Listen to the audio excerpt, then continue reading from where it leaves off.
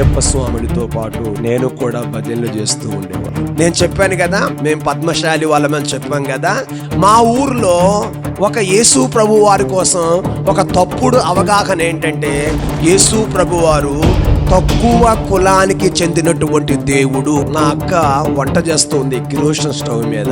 ఆ వ్యాధి రాగానే మా అక్క స్టవ్ మీద పడి ఆ మంటల్లో మా అక్క నిలువెల్లా కాలి చచ్చిపోయింది. ఈ రోజు మా అన్నయ్య దెబ్బలకు భయపడి, నేను ఒకవేళ యేసు ప్రభువును వదిలిపెట్టేస్తే, వెళ్ళిపోయిన రోగం మరలా వస్తే నన్ను ఎవరు బాగు చేస్తారు? ఇప్పుడు బిడ్డలారా, ఆ జబ్బుతో నేను చాలా అల్లాడిపోతూ ఉండేవాడిని. మా ఊర్లో నన్ను చూసి ఏడవని వారంటూ కూడా ఎవరు ఉండేవారు కాదు. కారణం ఏమిటి అంటే, మా అక్క అదే జబ్బుతో చచ్చిపోయింది కదా, మా అక్క అదే జబ్బుతో కాలిపోయింది కదా. కనుక వీడు కూడా ఈ రోడ్ల మీద తిరుగుతున్నప్పుడు వీడికి జబ్బు వస్తుంది, వీడు ఆ జబ్బు రాగానే కింద పడిపోతూ ఉన్నాడు. ఏ లారీ వీడి మీద నుంచి వెళ్ళిపోతుందో, ఏ బస్సు వీని మీద నుంచి వెళ్ళిపోతుందో అని మా ఊర్లో నన్ను చూసి బాధపడని వాళ్ళంటూ కూడా ఎవరో కూడా ఉండేవారు కాదు. కాకపోతే ఒక్కటి జరిగింది, నేను ఎప్పుడైతే యేసు ప్రభువుని నమ్ముకున్నానో, నేను తినే ప్లేటు వేరేగా పెట్టేశారు, నేను తాగే గ్లాసు వేరేగా పెట్టేశారు. ఇక ఒక మాట చెప్పాలంటే, నన్ను మా ఇంటిలో ఎలాగ చూసేవారంటే ఒక అంటరానిటువంటి వాడిగా చూసేవారు. అయినా అందరికి హృదయపూర్వక వందనాలు. మన యొక్క అద్భుతమైన సాక్ష్యంతో మేము ముందుకు వస్తున్నాం. అనేకులకు షేర్ చేయండి, లైక్ చేయటం మాత్రం మర్చిపోవద్దు, సబ్స్క్రైబ్ చేయండి. దీనివల్ల అనేకులకి రీచ్ అవుతుంది. ఈ యొక్క సాక్ష్యాన్ని పూర్తిగా మీరు విని అందరికీ తెలియపరచండి. ఎంతోమంది యేసుక్రీస్తు ప్రభువు వారు తెలుసుకున్నటకు ఇది మంచి అవకాశం కనుక మీరందరూ సహకరించి పరిచర్యలో పాలిభాగస్తులు అవుతారని ప్రభు పేరట కోరుకుంటున్నాం. మీలో ఎవరైనా మంచి సాక్ష్యం కలిగి ఉన్నట్లయితే తప్పకుండా మమ్మల్ని సంప్రదించండి. మరి అందరికీ తెలియపరచుదాం.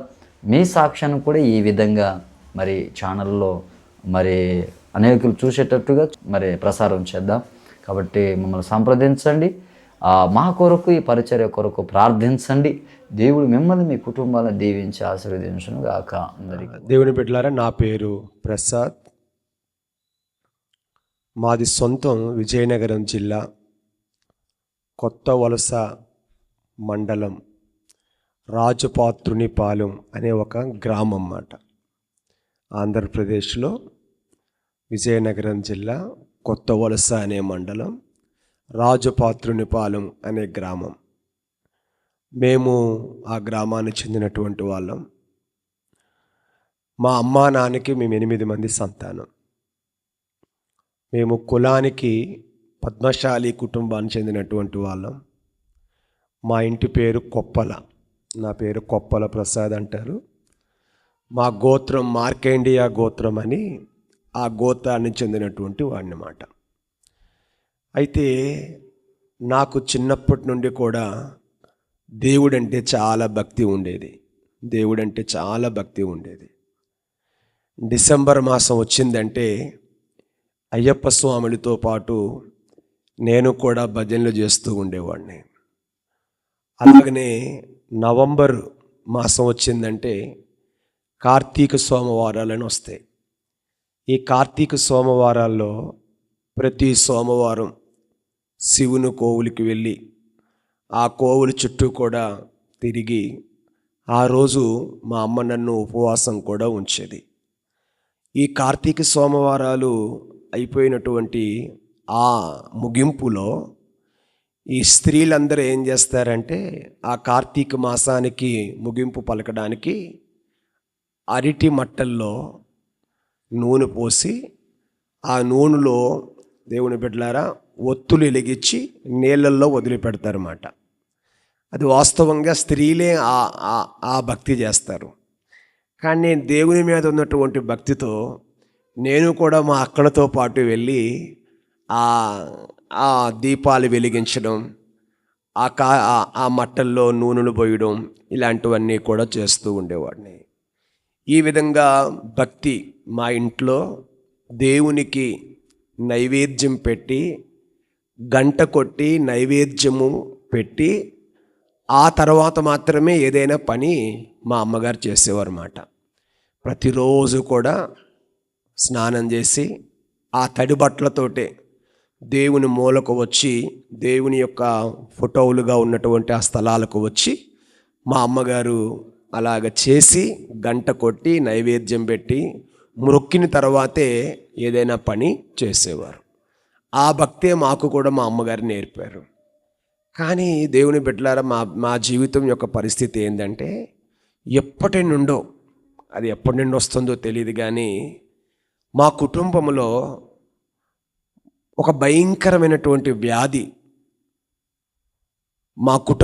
మా కుటుంబంలో ఉన్నటువంటి వారి మీద ఏలుబడి చేయడం ఆరంభించింది. అదేంటంటే బైబిల్లో మూర్ఛ వ్యాధి అని రాయబడింది, చూసారా? ఈ మూర్ఛ వ్యాధి మార్కు సువార్త 9వ అధ్యాయంలో యేసు ప్రభు దగ్గరికి ఒక యవనస్తుడిని తీసుకొని వస్తారు. ప్రభువా, ఇదిగో నా కుమారుడు నీళ్ళల్లో పడుతున్నాడు, అగ్నిలో పడుతూ ఉన్నాడు, గనుక నా కుమారుడిని బాగు చేయండి అయ్యా అని ప్రభువుని అడుగుతారు. అప్పుడు ప్రభు అంటారు, నమ్ముట నీ వలనైతే నమ్మువానికి సమస్తము సాధ్యమే అన్నాడు. అప్పుడు ఆ తండ్రి ఏమన్నాడంటే, అయ్యా, నాకు అపనమ్మకము కలగకుండానట్లుగా మీరు నా కోసం ప్రార్థన చేయండి చెప్తారు. యేసు ప్రభువారు ఆ బాబు కోసం ప్రార్థన చేయగానే ఆ బాబులో ఉన్నటువంటి ఆ వ్యాధి లేక ఆ దురాత్మ ఆ వ్యక్తిని వెలవెలలాడించి ఆ వ్యక్తిని వదిలి వెళ్ళిపోయినట్లుగా దేవుని వాక్యంలో మార్కు సువార్తలో రాయబడింది. ఆయన ఏమంటాడంటే, అయ్యా, ఈ దురాత్మ అతన్ని ఎక్కడైతే పడుతుందో అతడు తరచుగా అగ్నిలో పడుతున్నాడు, నీళ్ళలో పడుతున్నాడు అని ప్రభుకు చెప్తారు కదా. అలాగ నేను కూడా ఆ వ్యాధి నాకు ఎక్కడైతే వస్తూ ఉందో, నేను చెప్పాను కదా, నాకు 4 అక్కలు, ఒక చెల్లి, 2 అన్నయ్యలు. ఇప్పటికీ కూడా మా ఊరిలో రాజుపాత్రునిపాలెం, విజయనగరం జిల్లా కొత్త వలస అనే మండలం, రాజుపాత్రునిపాలెం అనే గ్రామంలో మా 2 అన్నయ్యలు, పెద్ద అన్నయ్య పేరు కొప్పల అప్పారావు, చిన్న అన్నయ్య పేరు కొప్పల శంకర్రావు. ఇప్పుడు కూడా మా అన్నయ్యలు ఉన్నారు, మా అక్కలు ఉన్నారు, మా కుటుంబం ఉంది. అయితే మా అక్కల్లో 2వ అక్కకి, ఆ అక్క పేరు సూరమ్మ, ఆ అక్క కూడా ఈ వ్యాధి ఉండేది మాట. ఈ వ్యాధి ఆ అక్క కూడా ఉండేది. ఒకరోజు మా అక్క వంట చేస్తూ ఉంది కిరోసిన్ స్టవ్ మీద. ఆ వంట చేస్తూ ఉన్నప్పుడు ఆ వ్యాధి వచ్చింది. ఆ వ్యాధి రాగానే మా అక్క స్టవ్ మీద పడి ఆ మంటల్లో మా అక్క నిలువెల్లా కాలి చచ్చిపోయింది. దేవుని బిడ్డలారా, మగవాళ్ళలో నాకుంది ఆ వ్యాధి. నేను కూడా ఎక్కడంటే అక్కడే పడిపోతూ ఉండేవాడిని. నేను కూడా ఎక్కడంటే అక్కడ పడిపోయి నాలుక, ఆ వ్యాధి నాకు రాగానే నాలుక కొరికేసుకొని ఈ బట్టలంతా కూడా రక్తంగా మారిపోతూ ఉండేదన్నమాట. వెంటనే మా అన్నయ్యలు, మా అమ్మ మా ఊరిలో కొత్త వలస మండలం అని చెప్పాను కదా, ఆ కొత్త వలసలో బెల్లాల డాక్టర్ అయిన ఒక డాక్టర్ గారు హాస్పిటల్ ఉందన్నమాట. ఆ డాక్టర్ గారు హాస్పిటల్ నన్ను తీసుకొని వెళ్ళేవా, ఇప్పటికవన్నీ ఉన్నాయి. ఆ డాక్టర్ గారు హాస్పిటల్ నన్ను తీసుకొని వెళ్తే ఆ డాక్టర్ గారు ఇచ్చే మెడిసిన్, ఆ డాక్టర్ గారు ఇచ్చే ట్యాబ్లెట్స్, ఆ డాక్టర్ గారు చేసే, దేవుని బిడ్డలారా, ఆ వైద్యం నన్ను ఏం చేసేదంటే తాత్కాలికంగా బాగు చేస్తూ ఉండేది.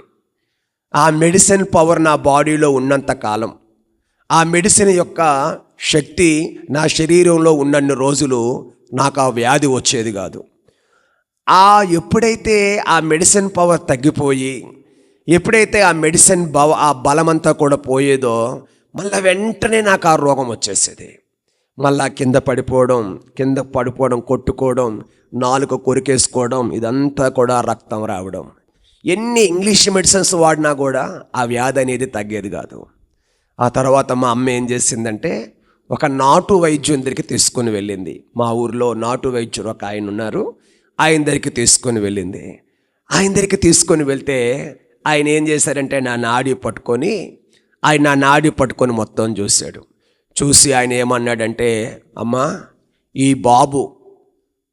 ఈ బాబు కోడి మాంసం కానీ, జున్ను కానీ, అరిసెలు కానీ, ములక్కాడలు కానీ, ఇలాగ తెలవపిండి కానీ, వాతవ సంబంధమైన వస్తువులు ఈ అబ్బాయి ఏమీ తినకుండా ఈ అబ్బాయిని మీరు జాగ్రత్తగా కాపాడుకోండి. అంత మాత్రమే కాదు, అవి తినలేనంత మాత్రాన జబ్బు రాదని కాదు, మరలా ఈ అబ్బాయికి ఎప్పుడైనా ఈ జబ్బు రావచ్చు. ఈ అబ్బాయి ఎక్కడికి వెళ్ళినా కూడా ఒంటరిగా పంపకండి, ఆయనతో పాటు మరెవరైనా వెళ్ళండి అని చెప్పేవారు. ఆ కారణాన్ని బట్టి మా అమ్మగారు, దేవుని బిడ్డలారా, ఆ వైద్యుడు చెప్పినటువంటి అన్ని వస్తువులు కూడా మానేశారు. కోడి మాంసం, జున్ను, అరిసెలు, ములక్కాడలు, ఈ తెలవపిండి ఇవన్నీ కూడా మానేశారు. మా ఒడియాలు కూడా అన్నీ కూడా మానిపించేశారు. అయినా కూడా నాకు ఆ జబ్బు వస్తూ ఉండే. దేవుని బిడ్డలారా, ఆ జబ్బుతో నేను చాలా అల్లాడిపోతూ ఉండేవాడిని. మా ఊరిలో నన్ను చూసి ఏడవని వారంటూ కూడా ఎవరు ఉండేవారు కాదు.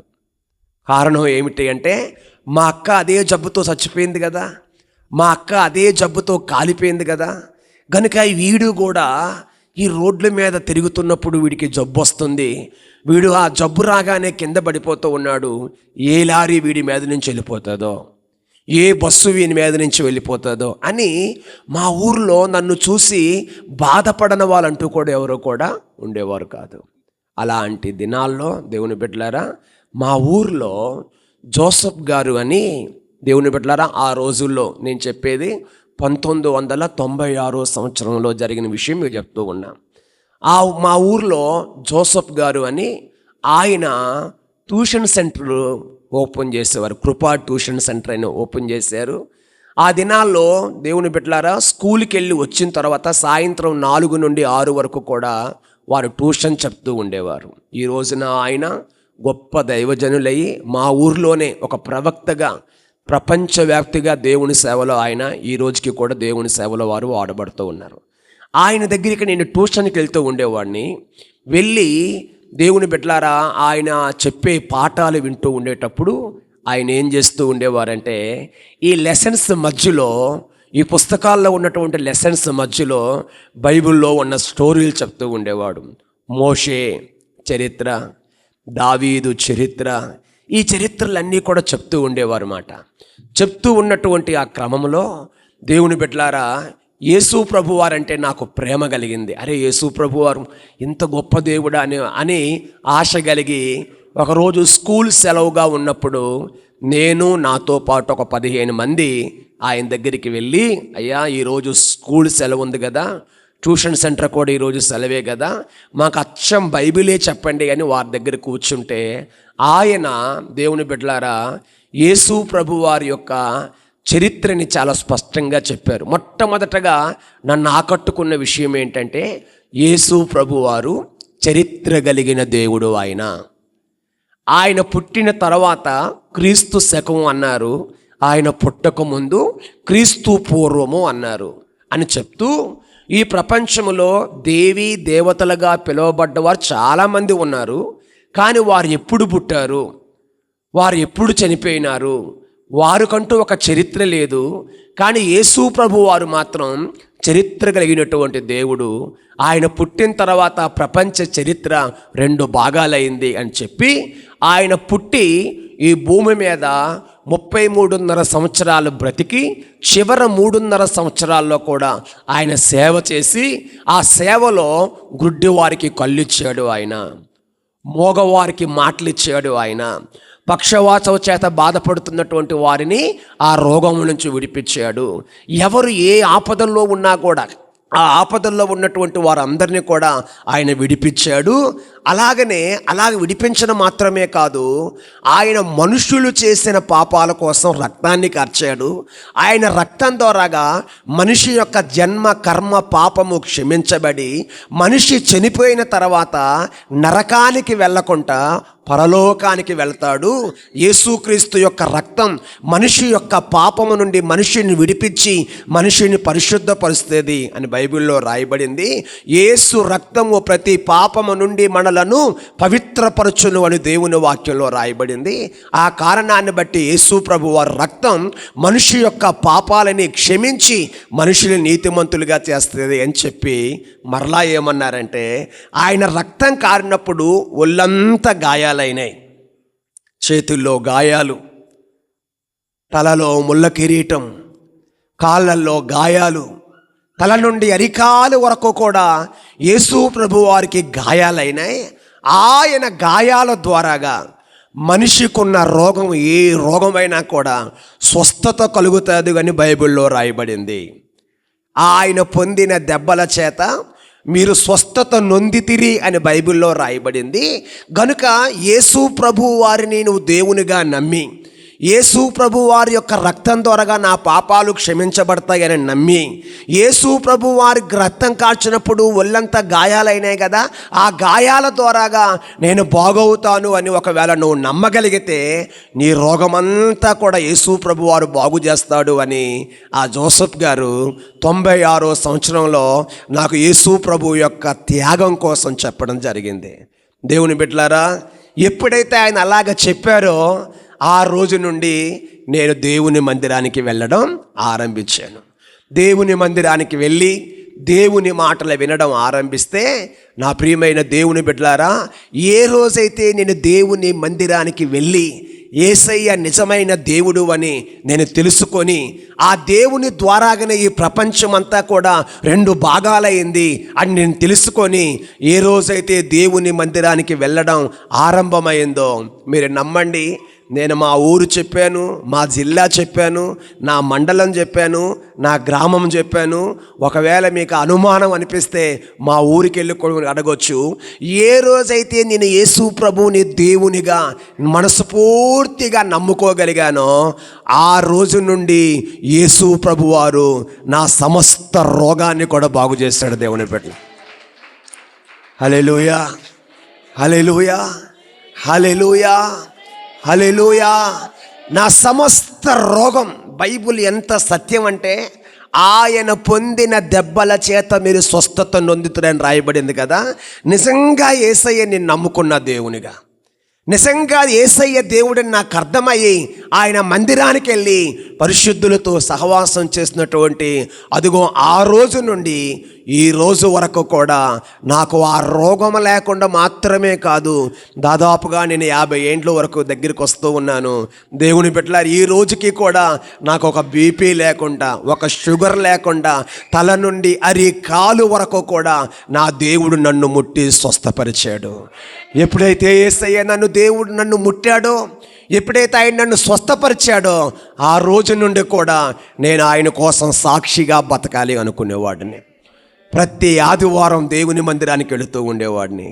కానీ నేను ఎప్పుడైతే నా రోగం బాగయి నేను దేవుని మందిరానికి వెళుతూ ఉండేవాడినో అప్పుడు మా ఇంటిలో శ్రమలు ఆరంభమైనాయి. ఎలాగ శ్రమలు ఆరంభమైనాయి అంటే, నేను చెప్పాను కదా, మేము పద్మశాలి వాళ్ళమని చెప్పాం కదా, మా ఊర్లో ఒక యేసు ప్రభు వారి కోసం ఒక తప్పుడు అవగాహన ఏంటంటే, యేసు ప్రభు వారు తక్కువ కులానికి చెందినటువంటి దేవుడు అనే ఒక ముద్ర యేసు ప్రభు వారి మీద వేశారు. కారణం ఏంటంటే, బైబిల్లో రాయబడింది, లోకంలో నుంచట ఆయన బలహీనులను ఎన్నుకుంటాడని దేవుని వాక్యంలో రాయబడింది. తృణీకరించబడ్డ వారిని ఎన్నుకుంటాడని దేవుని వాక్యంలో రాయబడింది. దేవుని బిడ్డలారా, బలహీనులను, తృణీకరించబడ్డ వారిని, ఎన్నిక లేని వారు ఎన్నుకుంటారని యేసు ప్రభు వారు వాక్యంలో చెప్పారు కదా. అలాగా డాక్టర్ బిఆర్ దేవుని బిడ్డలారా అంబేద్కర్ గారు రాజ్యాంగాన్ని రాయకు ముందు ఈ భారతదేశ ప్రజలు ఏ జాతి వారినైతే తక్కువ జాతి, తక్కువ కులము అని భావించారో అదే జాతిని యేసు ప్రభు వారు ఎన్నుకొని వారికి రక్షకుడిగా వెలిశాడు కదా. ఆ సంగతి ప్రపంచానికి అర్థం కాక యేసు ప్రభు వారు తక్కువ జాతి వారికి దేవుడు అని ఇలాంటి ముద్ర వేశారు. కానీ వాస్తవంగా బైబిల్లో రాయబడింది, యేసు క్రీస్తు అందరికీ ప్రభు అని దేవుని వాక్యంలో రాయబడింది. హల్లెలూయా, హల్లెలూయా. అలాంటి దినాల్లో దేవుని బిడ్డలారా, నేను దేవుని మందిరానికి వెళుతూ ఉంటే మా చిన్నన్నయ్య పేరు శంకర్రావు. మా అన్నయ్య చెప్పినాడు, ఒరే నువ్వు ఆ చర్చికి వెళ్ళకరా అన్నాడు. ఆ చర్చికి నువ్వు వెళ్ళకరా అన్నాడు. దేవుని బిడ్డలారా, మా అన్నయ్య ఆ మాటలు అంటూ ఉండేవాడే కానీ నా రోగాన్ని బాగు చేసింది నా యేసు ప్రభు వారు కదా. నేను అలాగ చర్చికి వెళుతూ ఉండేవాడిని. 2-3 సార్లు మా అన్నయ్య వార్నింగ్ ఇచ్చాడు, అయినా నేను చర్చికి వెళుతూ ఉండేవాడిని. ఒకరోజు ఇలాగనే ఒక ప్రార్థన ముగించుకొని, దేవుని బిడ్డలారా, నేను రాత్రి 9 ఆ టైంలో మా ఇంటికి వెళ్ళాను. మా అమ్మ వాకిట్లో అన్నం పెట్టింది. అన్నం పెడుతూ ఉన్నప్పుడు నేను అన్నం తింటూ ఉన్నా. మా అన్నయ్య ఫస్ట్ షో సినిమాకి వెళ్ళి వచ్చాడు. ఆ రోజుల్లో మా అన్నయ్య లారీ క్లీనర్గా పనిచేసేవాడు. ఈరోజు మా అన్నయ్యకే సొంత లారీలు ఉన్నాయి. అయితే దేవుని బిడ్డలారా, ఆ లారీ క్లీనర్గా పనిచేసిన మా అన్నయ్య చేతులు చాలా హార్డ్గా ఉండేటివి. ఎన్నిసార్లు చెప్పినా కూడా నేను మందిరాన్ని మానుతలేను అని మా అన్నయ్య ఏం చేసేవాడంటే నేను కూర్చున్నటువంటి ఆ యొక్క అన్నం ప్లేట్ దగ్గర నుండి నన్ను పైకి లేపి మా అన్నయ్య నన్ను కొట్టడం ఆరంభించాడు. మా అన్నయ్య నన్ను కొట్టి ఒక్కటే అంటూ ఉన్నాడు, నువ్వు యేసు ప్రభు వారు మందిరానికి వెళుతున్న కారణాన్ని బట్టి మేము ఇంటిలో ఈ ఊర్లో తలెత్తుకొని బతకలేకపోతూ ఉన్నాం. నువ్వు యేసు ప్రభు వారి మందిరానికి వెళుతూ ఉన్నటువంటి కారణాన్ని బట్టి మేము నలుగురితో సంతోషంగా ఉండలేకపోతున్నాం అని మా అన్నయ్య ఏం చేశాడంటే ఒకే మాట అంటున్నాడు, నువ్వు చర్చికి వెళ్ళడం మానుతాను అంటే సరే, లేకపోతే ఈ రాత్రి నిన్ను చంపేస్తా అన్నాడు. ఈ రాత్రి నిన్ను చంపేస్తా అన్నాడు. ప్రియులారా, నేను ఒక్కటే అనుకుంటున్నాను, ఈరోజు మా అన్నయ్య దెబ్బలకు భయపడి నేను ఒకవేళ యేసు ప్రభువును వదిలిపెట్టేస్తే, వెళ్ళిపోయిన రోగం మరలా వస్తే నన్ను ఎవరు బాగు చేస్తారు? ఈరోజు మా అన్నయ్య మాటలకి, మా అన్నయ్య దెబ్బలకి భయపడి నేను ఒకవేళ యేసు ప్రభువు గారిని విడిచిపెట్టేస్తే, పోగొట్టుకున్నటువంటి రోగం నాకు వచ్చేస్తే నన్ను ఎవరు స్వస్థపరుస్తారు అని నేనేం చేశానంటే, మా అన్నయ్య ఎన్ని కొట్టినా కూడా నేను మౌనంగా ఉండేవాడిని. మా అన్నయ్య కొట్టి కొట్టి కొట్టి కొట్టి కొట్టి ఆ చేతులు నొప్పెట్టేశాయి. అప్పటికే మా అక్కలు ఏడుస్తూ ఉన్నారు, అప్పటికే మా అమ్మ ఏడుస్తూ ఉంది. ఆ ఏడుపు కేకలకి మా ఇంటి చుట్టుపక్కల అందరూ కూడా లేచి వచ్చేసారు. అందరూ వచ్చి నన్ను మా అన్నయ్యని వేరు చేస్తున్నారని ఈ విధంగా మా అన్నయ్య గల్లా పట్టుకొని, ఈ ఫిల్ట్ పట్టుకొని నన్ను ఇంట్లోకి తీసుకొని వెళ్ళిపోయి కొడుతూ ఉన్నాడు. ఒక్కటే అంటున్నాడు, నువ్వు యేసు ప్రభువుని వదిలిపెడతావా లేకపోతే నిన్ను చంపేయమంటావా? నేను ఒక్కటే అనుకున్నా, యేసు ప్రభువుని దేవునిగా కలిగి ఉండి చచ్చిపోయినా పర్వాలేదు కానీ ఆయనకు వేరుగా బతికే జీవితం నాకొద్దు అని నేను మనసులో నిర్ణయించుకున్న దేవుని బిడ్డలారా. మనసులో నిర్ణయించుకొని ఎన్ని దెబ్బలు కొడుతున్నా కూడా నేను చాలా మౌనంగా ఉన్నాను. అప్పుడు మా అన్నయ్య ఏం చేశాడంటే, మా అక్క పేరు లక్ష్మి, మా మూడో అక్క పేరు లక్ష్మి, నువ్వు వెళ్ళి ఆ బెల్ట్ తెచ్చు అని మా అక్కని బయట నుంచి పిలిచాడు. మా అక్క తలుపులు తీసుకొని ఇంట్లోకి వస్తూ ఉన్నటువంటి క్రమంలో మా ఇంటి చుట్టుపక్కల వారు మా లోపటకు వచ్చేసి మా అన్నయ్యని నన్ను వేరు చేసి మా అన్నయ్యతో అన్నారు, మా అన్నయ్య పేరు శంకర్రావు, శంకర్రావు ఎందుకు మీ తమ్ముడిని అట్లా కొడుతున్నారు? మా నాన్నగారు నా చిన్నప్పుడే చనిపోయారు, మా నాన్న ఎలాగుంటాడు కూడా నాకు తెలియదు. మీ తమ్ముడిని ఇంత అల్లార ముద్దుగా మీరు పెంచి పోషించారు, ఎందుకు మీ తమ్ముడిని కొడుతున్నారు? చర్చికి వెళ్ళొద్దని చెప్తాంలే, మీ తమ్ముడు చర్చికి వెళ్ళడం మానేస్తాడులే అని అంటే అప్పుడు మా అన్నయ్య శాంతించాడు. ప్రియులారా, ఆ నెక్స్ట్ డేనే మరలా ఆదివారం. అప్పుడు ఏమైందంటే, మా అన్నయ్య అలాగ కొట్టినా కూడా ఆ నెక్స్ట్ డే మరలా దేవుని మందిరానికి వెళ్ళగలిగే భాగ్యం దేవుడు నాకు అనుగ్రహించాడు. దేవుని మందిరానికి వెళ్ళి దేవుణ్ణి ఆరాధిస్తూ దేవుని బిడ్డగా బతకగలిగే భాగ్యాన్ని దేవుడు నాకు అనుగ్రహించాడు. అప్పుడు మా ఇంటి వారు ఏం చేశారంటే నన్ను వదిలిపెట్టేశారు. ఇక వీడు కొట్టినా యేసు ప్రభువుని వదిలిపెట్టేటట్లేడు, చంపితే వదిలిపెట్టేటట్టున్నాడు కనుక వాడిని చంపి ఆ నేరం ఎందుకు మా మీద తెచ్చుకోవాలని మా అన్నయ్యలు యేసు ప్రభు కోసం నన్ను ఇంకా అడగడం మానేశారు. కాకపోతే ఒక్కటి, మేము ముగ్గురు అన్నదమ్ములు ఒకటే మంచం మీద పడుకునే వాళ్ళం. ఎప్పుడైతే యేసు ప్రభు నమ్ముకున్నానో మా అన్నయ్యలు నన్ను మంచం మేంచి కిందకు తోసేశారు. అయినా పర్వాలేదు. కాకపోతే ఒక్కటి జరిగింది, నేను ఎప్పుడైతే యేసు ప్రభువుని నమ్ముకున్నానో నేను తినే ప్లేటు వేరేగా పెట్టేశారు, నేను తాగే గ్లాసు వేరేగా పెట్టేశారు. ఇక ఒక మాట చెప్పాలంటే నన్ను మా ఇంటిలో ఎలాగ చూసేవారంటే ఒక అంటరానిటువంటి వాడిగా చూసేవారు. అయినా యేసయ్య నా జీవితంలో ఉన్నాడు కనుక అవన్నీ నాకు ఎన్నడూ కూడా బాధలుగా అనిపించలేదు. ప్రియులారా, అలాగ నేను యేసు ప్రభువుని దేవునిగా నమ్ముకోగలిగే భాగ్యం దేవుడు నాకు అనుగ్రహించారు. ఈరోజు మా ఊరికి వెళ్ళి మా అన్నయ్యలు అడిగితే, మా పెద్దన్నయ్య అప్పారావు, మా చిన్నన్నయ్య పేరు శంకర్రావు, మా అన్నయ్యలు అడిగితే మా అన్నయ్యలు నేను సేవ చేసే నేనున్నటువంటి స్థలానికి వచ్చారు.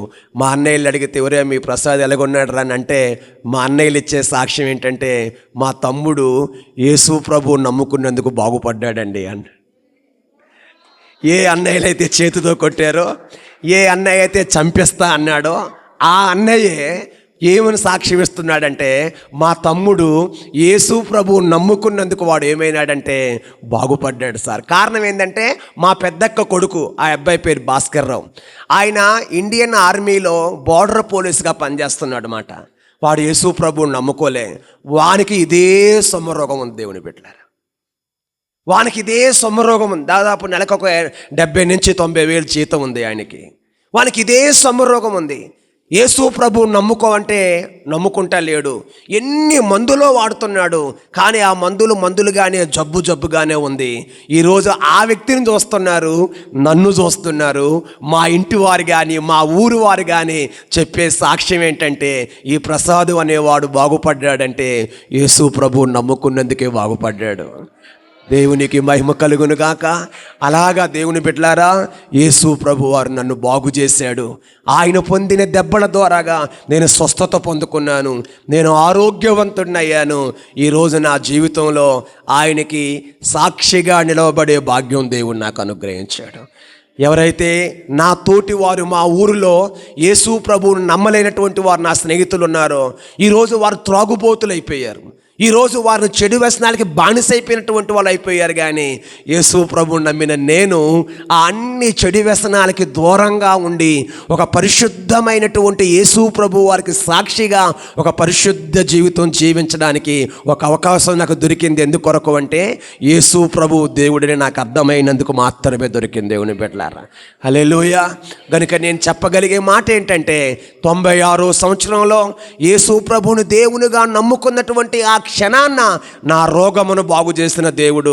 నేను అంటాను, ఆయన రాకడ వరకు కూడా ఇలాగే నేను ఉండబోతూ ఉన్నాను. ఎందుకంటే ఆయన ఒక్కసారి స్వస్థపరిస్తే ఆ స్వస్థత శాశ్వత కాలం ఉండే స్వస్థత.